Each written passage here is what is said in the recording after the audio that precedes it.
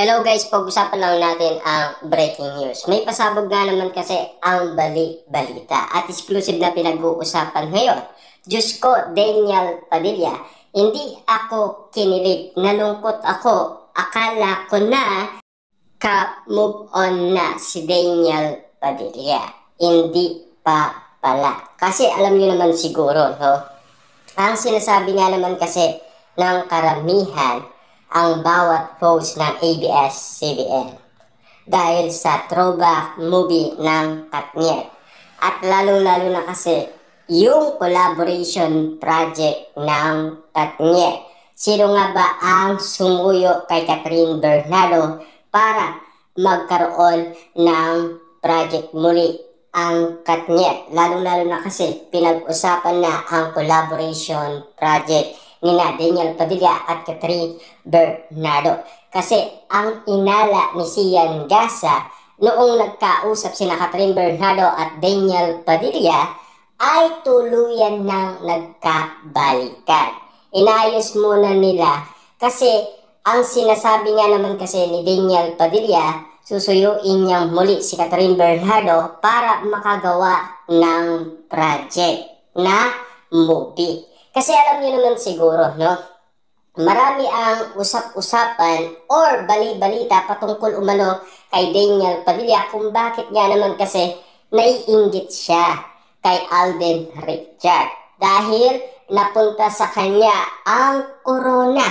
Dahil ang pinag-uusapan nga naman kasi ang pagiging box office king ni Alden Richard, diba? Na alam niyo naman siguro, dati ay si Daniel Padilla ang box office king.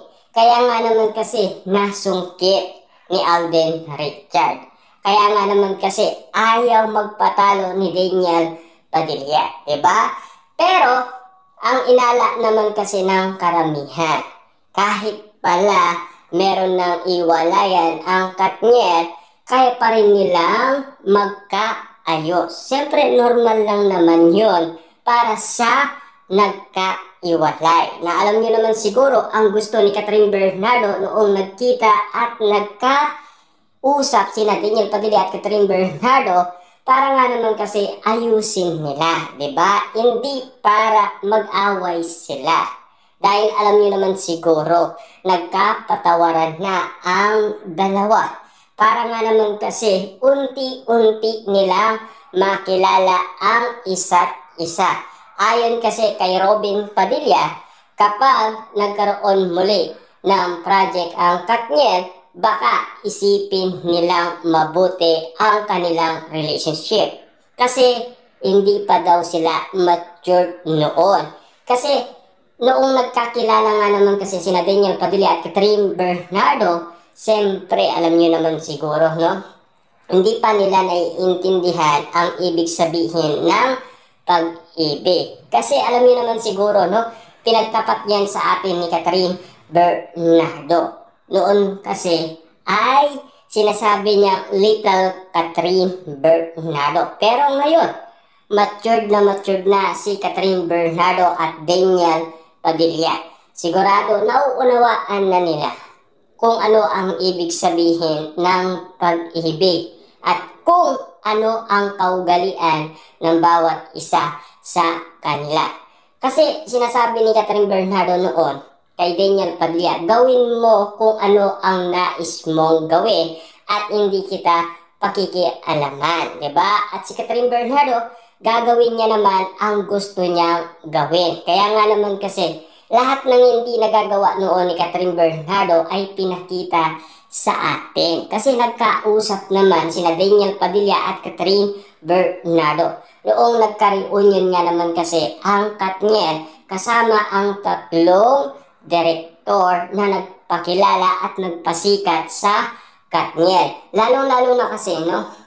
Ang bawat usapin sa social media ngayon ay pilit nating iniintindi ang mga netizens at mga sasawerang kapitbahay patungkol kay Daniel Padilla at Catherine Bernardo. Dahil sa ugong-ugong na bali-balita patungkol kay Mayor Mark Alcala at Catherine Bernardo. At kung bakit nga naman kasi nadadawit ang pangalan Daniel Padilla dahil sinisisi nga naman kasi si Daniel Padilla dahil sa iwalayan Katniel. Na alam niyo naman siguro, di ba? Lahat ng tao ay nag-aaway-away kapag sila ay hindi nagkaintindihan sa kanilang relationship. Kaya nga naman kasi ang bawat pagkakataon ay pilit na iniintindi ng karamihan. Kita niyo naman, no?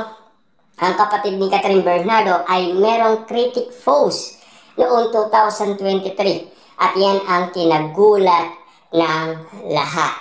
Lalo pang umapoy ang issue ng iwalayan Katniel. Lalong-lalo na naiintindihan natin kung bakit sinasabi ni Catherine Bernardo na maraming beses niya daw pinatawad at binigyan ng chance si Daniel Padilla. Ibig sabihin pala nun, yun yung critic post ng nasabing kapatid ni Catherine Bernardo. Kaya pilit nating inuunawa. Pero ngayon, alam niyo naman siguro na gumawa ng paraan si Daniel Padilla para magkaroon ng collaboration project ang Katniel. Lalong-lalo na inaayos siya ng ABS-CBN. Pero naiintindihan naman ng iba't ibang balita ang patungkol umano sa collaboration project dahil yan ay bali-balita na at yan din ay iniintindi na ng iba't ibang mga netizens. Lalong-lalo na yan na rin kasi ang pagkakaintindi ng iba't ibang mga tao kasi sa mga pasabog ng ABS-CBN para malaman din natin kung ano nga ba talaga ang tunay na kaganapan kung bakit nga naman kasi nagkakaroon ng ganito. Kasi inamin naman ni Daniel Padilla. Ayon kasi sa iba't ibang mga tao na nagsasabi after daw ng Hello Love Again. Muling sisuyuin ni Daniel Padilla si Catherine Bernardo at yan ay naganap naman, 'di ba? At nangyari dahil pinag-usapan sila dahil sa balita sa atin ni Ogie Diaz, 'di ba? Kaya nga naman kasi binulaga tayo ulit ni Daniel Padilla at Catherine Bernardo. Kaya nga naman kasi muling nagkakaroon ng pag-asa sina Daniel Padilla at Catherine Bernardo masilayan muli na sana magkatotoo ang sinasabing collaboration project. Alam niyo naman siguro kung sakasakaling matuloy, at least magandang pasabog at magiging masaya ang lahat, di ba?